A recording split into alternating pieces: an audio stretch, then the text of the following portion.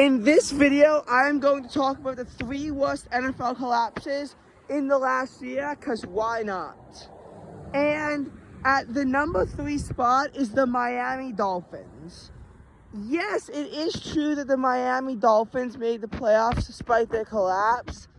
Nonetheless, it still was not good. They were 8-3 and lost 5 games in a row to put them at 8-8. So they no longer even controlled their own destiny. They had to beat the New York Jets, while the New England Patriots had to lose to the Buffalo Bills. Now, seeing as how the Bills were, in fact, better than the Patriots, it wasn't too hard. Miami's game was a bit of a struggle for them to win, too. It was an ugly game. But they wound up winning it. They made the playoffs on a 9-8 record, but they went from being 8-3 to being 8-8 and not controlling their own destiny, which also, of course, hurt their seeding by forcing them into the number 7 seed. That is a not good collapse. The second worst collapse is the New York Jets. They started off with a very strong 7-4 start, and at points in the season were even cruising in at 5-2. It looked for a while as though the Jets might have made their first playoff appearance since 2010. However, the Jets collapsed, and I mean like all out collapsed. They lost their final 6 games in a row. They were eliminated from the playoffs by week 17 after they lost to the Seattle Seahawks. And I mean, it was just so ugly for the New York Jets, because it started off as though they actually had some degree of promise, and they just wound up losing it all, everything, as they just lost their final 6 games. But by far the worst collapse was the Tennessee Titans. They raced off to a 7-3 start, and they were historically a very good team in the AFC South. Then they brutally collapsed and lost 7 consecutive games in a row. So like the Jets, they finished off at 7-10.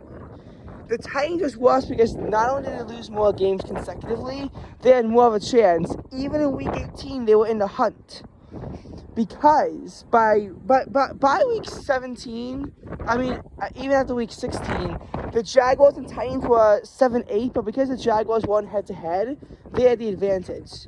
The Jaguars were down at 4-8, but then they wound up making a very big save to keep themselves, get themselves into the postseason. No one expected that, but by week 16, people were. Still, though, by that point, everyone knew that the Jaguars and Titans would face head-to-head in week 18. Week 17 comes along, and surely enough, Titans lose, Jaguars win. Jaguars 8-8, Titans 7-9. However, what we have to understand from that point is if the Titans could win week 18 and make themselves 8-9, the Jaguars would also be 8-9. At that point, they would have a split record against each other, and if the Titans beat the Jaguars, they would also have had a superior conference record of 4-2 versus 3-3. So the Titans could have still clinched the AFC South had they beat the Jaguars. They still had a chance even at week 18, something that the Jets did not. And they could have gone the number 4 seed and have hosted a home playoff game. And they were leading at halftime, but then they wound up losing the game in yet another historic choke. So, I mean, the Tennessee Titans really had just an awful collapse during the year, and that was what helped propel the Jaguars over them and why it was the worst. And you might wonder why I didn't put a team like the New York Giants on there. The Giants got the 6th seed, and honestly, with the Cowboys being 12-5, there was no way the Giants were ever getting access to that 5 seed because the Eagles were 14-3. So, I mean, with all that being said, there was no way that the Giants had any chance of ever getting access to the number 5 seed, and they were definitely not winning the division. So even though they did make a collapse, it didn't actually affect playoff seeding. if the Giants didn't make the playoffs, I would agree with you that at that point, yes, it was an awful collapse. But they did unfortunately make the postseason, so I can't say that.